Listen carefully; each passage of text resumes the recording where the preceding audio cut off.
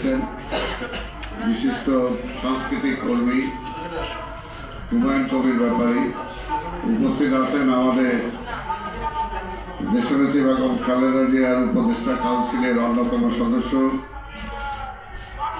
সাবেক মুখ্য সচিব জননেতা জনাব আব্দুল হালিম চৌধুরী, হালিম ভাই, উপস্থিত আমাদের আরেকজন বিশিষ্ট সাংস্কৃতিক সংগঠক, একসময় সাবেক ছাত্রনেতা,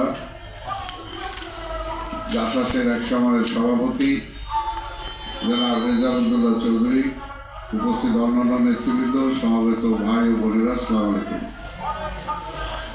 আজকে যে বিষয়টার উপর কথা বলার জন্য মূলত আসা, সেটা হলো যে বাংলাদেশে হঠাৎ করে একটা নতুন সিস্টেম আনার জন্য কিছু কিছু দল বেশি তৎপর হয়ে পড়ছে।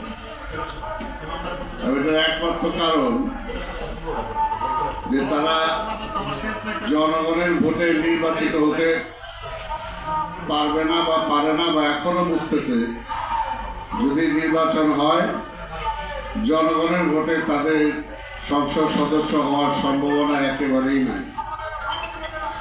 সেই কারণে তাদেরকে সংসদে যাইতেই হবে। অর্থাৎ জনগণ চায় না, কিন্তু জনগণের পক্ষে ওনাদেরকে যাইতে হবে। তবে জনগণের পক্ষে যদি আপনি যেতে চান, তাহলে জনগণের ভোটে নির্বাচিত হয়ে আসেন। জনগণ নির্বাচিত করবে আমাকে, আর ভোটে সংসদে নিতে হবে ওনাকে।